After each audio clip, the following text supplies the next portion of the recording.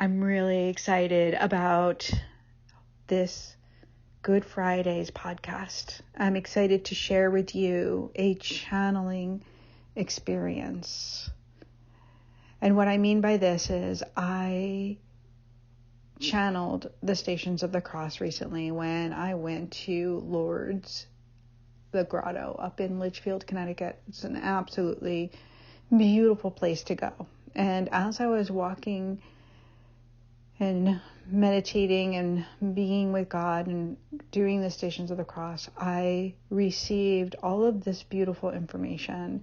And I'm sharing it with you today on this very special and very holy day. And know that if you're hearing this, that it's meant for you. Even if it's not on Good Friday, it's really meant for you. Please take time to be in your body, to be still and absorb all of the information that came through, because it's precious and transformational. All right, let's lean in, and I will see you on the other side. It's been so long since I have recorded a podcast. I have started and stopped a million times, and it's just hilarious, even though I have notes. So, welcome back, my friend. I'm your host, Jeannie Street, and you are listening to the Unconditionally Love podcast. This week, I wanted to come in because it's Holy Week, and with Holy Week, there's a journey of Stations of the Cross. So, my husband and I had gone to this beautiful grotto that's near us, called Lourdes. And I was able to go through the Stations of the Cross, and my angels came through. And through each station, I went through an experience that was so holy and just awesome, just so incredible that I needed to share this with you. And the other thing I wanted to share before I go into the journey of the Stations of the Cross with you and doing these, we're going to do some meditations that are really going to open you and bring you into a journey of having a reflection that's going to it's going to shift some things in your life. There's going to be some miracles, and I know I'm going to hear from you guys. So if you can find a place to be still while we go through this podcast, that's great. If you're driving, just stay present and take time afterwards to lean back in. Grab your journal if you can. It'll be really great. The second thing I want to tell you before we go through through the process of the stations is that I personally have been going through a really challenging time. Uh, I never realized how anxious I was until I started healing my trauma. And we're not alone in our trauma. So we we carry these things through generations, right? It's um through our ancestors, right? It's in our cells. Some of our trauma is ours, some of our trauma is not. It's from our ancestors, and we don't know always what this looks like. So for me, in my life, I have gone through seasons of challenges, of self-doubt, of really big self-criticism, of that inner girl, that inner child waiting to be loved and supported and accepted. And I really looked to the outside world in a lot of ways for this. And through this journey of healing for my whole freaking life, but really this past year has been pretty intense. What has come out is I felt like my life blew up. Like all of the things were in the air. And I was a part of like every single decision that we made, of selling our house, of uh, having things change in my business, of just making these changes that needed, I felt in my body, what I was receiving from God to support what was going to be coming. None of that can be easy when you have an ability to know something, but without the full storyline. And you know what I mean? Like, you know that this is the best thing, but you can't see the other side of it. Well, so here's me, and I've got all these balls, all these things up in the air. That's what I kind of see it as. And then there's this fog, and I'm like, don't know where I'm going. I'm like this ship going through the night, and like, what's happening? Like, what's happening? Everything seems like it's falling apart. And in my surrendered state, which got pretty serious, I have to say, I got really down and depressed. I got into a space of like, wow, God, I don't know if I can go on here. Like, this is so hard. And he said, trust me, I've got you. I've got you. So I did this meditation and I leaned in. I'm like, okay, God showed me because I'm desperate. Like, I felt so alone in my suffering.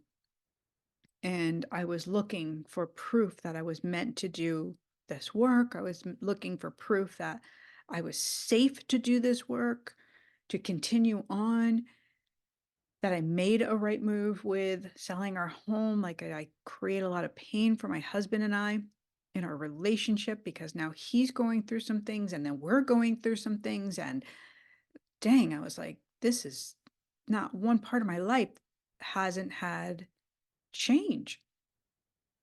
And so God said to me, he said, Jeannie, when you were a little girl and Jesus was with you, and I sent you Mother Mary, and you saw the angels, and I sent your grandmother to you after she passed, I showed you who I am.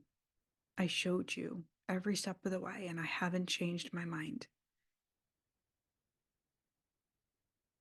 The outside world tells you things, but I have told you the same thing over and over and over again.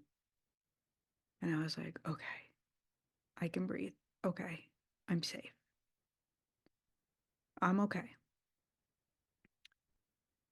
The torturing that we do with our internal voice to ourselves is really incredible.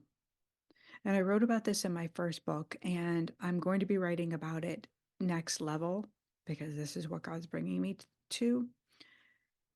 Is that Shmigo guy, that fear that intertwines with our everyday of taking and stealing our joy away, of creating a separation from us, a conflict between love. So we all have it. I know I'm not alone in this because I get to work with amazing people. I get to work with amazing leaders out in the world. And one of the things that I know, you can have 1 million followers and you can still feel broken inside.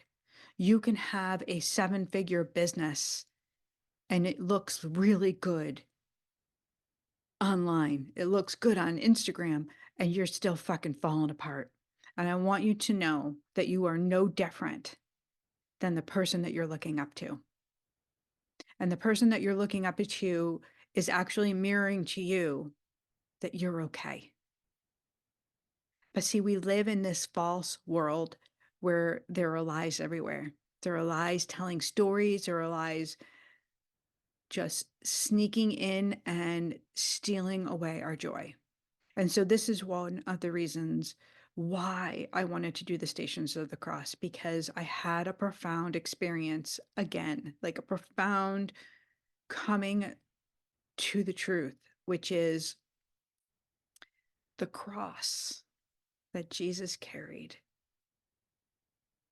The cross is you. It's made up of all of us. We are just a mere splinter on that cross. We're not different. That person you might look up to, that person that you want to forgive and haven't been able to, that person that hurt you, that person that you want to be like, they're all part of that same cross. We're all one. We're all one. So today we're going to go through the Stations of the Cross, and I'm going to bring you on a unique experience. I'm not following any religious form, so to speak. I'm going to go off of what is in my body and what I saw when I went myself through the Stations of the Cross.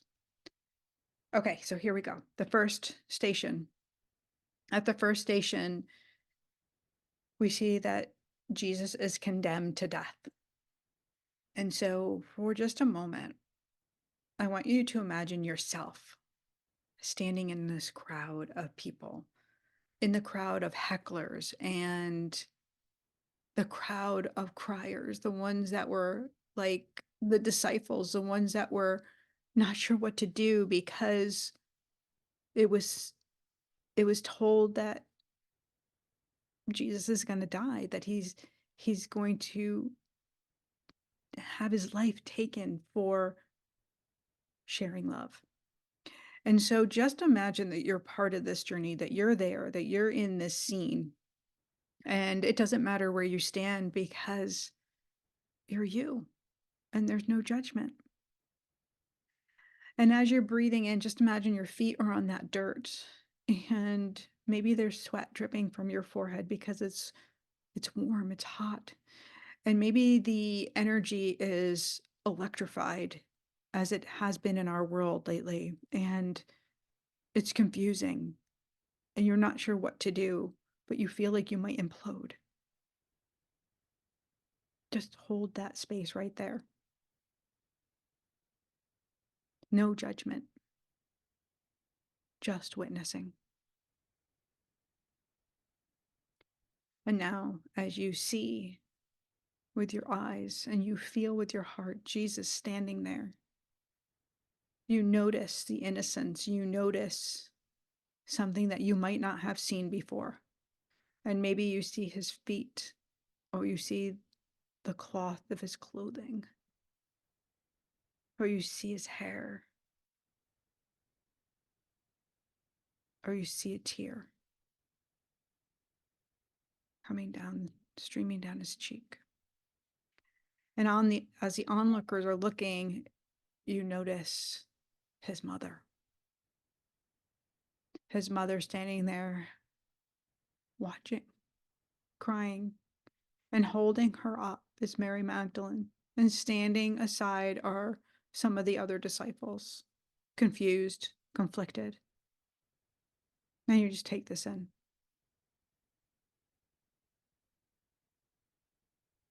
And as the scene moves forward now, the Roman soldiers bring a wooden cross after they have already beaten and scourged, humiliated. So the man that you saw standing before you in the crowd is now a man that has been broken, that has been denied love and respect.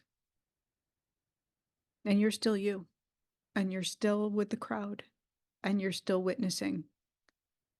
And maybe you witness something you didn't see before on his face. Maybe you want to turn away, but you smell the dirt and the sweat and the blood. And maybe that laughter that you hear coming from the soldiers and the heckling starts to really unnerve you. And maybe you feel very anxious. And as that cross comes onto his shoulder, even though he's broken and there's bones and there's flesh, he's told to carry it. And in this moment, maybe you recognized something about yourself that was being healed and carried. And maybe you feel the weight of that cross. Maybe you smell that wood. Either way, he moves and the crowd begins to move. And the next scene is his exhaustion because he falls for the first time on the dirt, on the earth. And there's still hecklers, there's still haters. You can feel it, it's palpable. But you also can feel the love hidden beneath the ones that might be heckling. You can see God in their eyes. They just don't know what they're doing. And something has changed about you just from being here as you walk along and you're witnessing.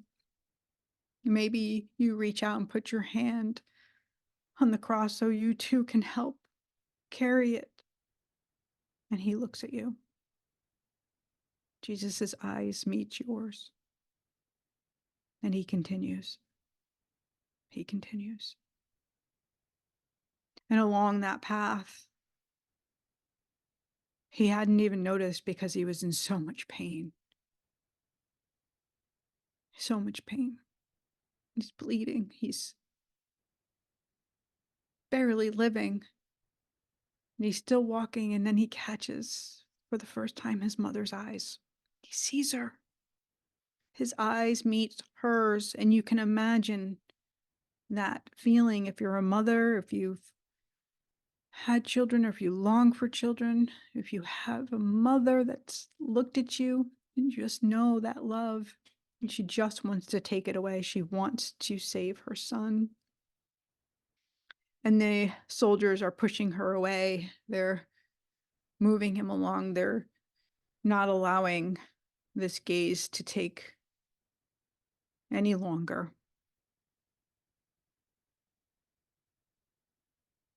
And as he's moving forward, he's so weak. He's so weak. The trembling, your body's trembling. You're taking on this energy now, and you're so sorrowful and so filled with grief that you can't not cry now, because once you saw his eyes meet his mother's eyes, who would not weep at this? And then Simon is called out of the crowd to help Jesus carry the cross because he can no longer carry it himself. He can't do it.